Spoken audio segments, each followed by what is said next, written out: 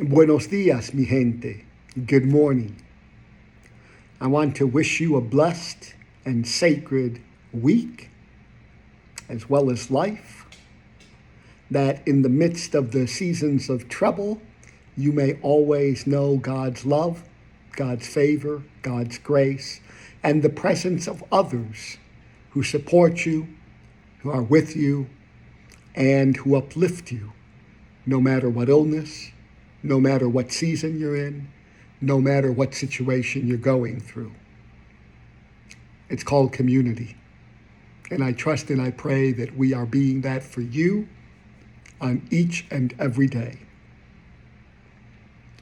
I got a message from a young lady that I taught Sunday school in the church that I grew up. This was probably 40 years ago. And what Lisa said to me is, thank you. Thank me. I'm curious as to why she wants to thank me. And as I continue to read, she tells me the impact that my care, compassion, love, mercy, and grace, and attention to children and uplifting them in the midst of their lives, because most of us were poor and living in the inner city or the barrio. What she uplifted was that I was compassionate and I lived and modeled what I taught. So whose life have you impacted to the point that they are reaching out or will never reach out, and you'll never know the impact that you had, but they do, and they remember. People will never forget how you made them feel.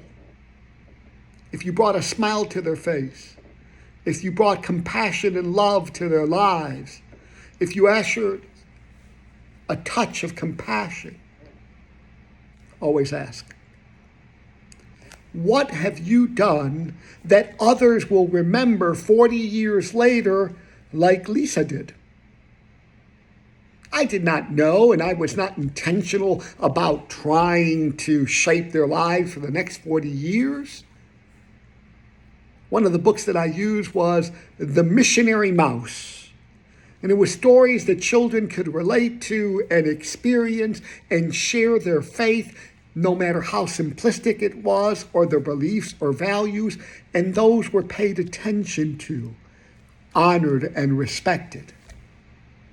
Whose life have you brought honor to, respected, engaged, and shared mercy, compassion, and grace, no matter what season they were going through? And as you all know, there are 4 seasons in a year.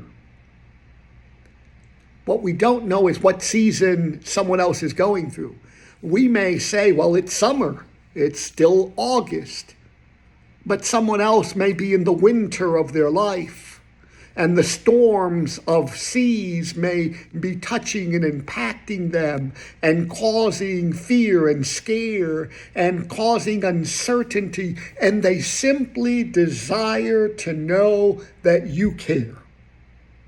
That you and I, as a people of faith, not only preach about God's love and mercy, but actually are there to model compassion, mercy, grace, welcome, engagement, a pat on the back. Words that champion people that you can do it.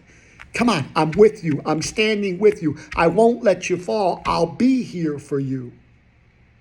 We asked certain questions this week in church, and one of the responses was people loved the church.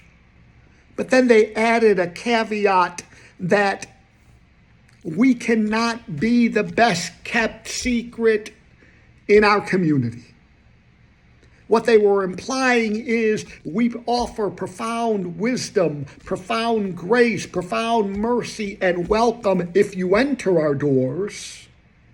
But how do we open our doors wide open to engage people in the midst of their lives and offer them God's love?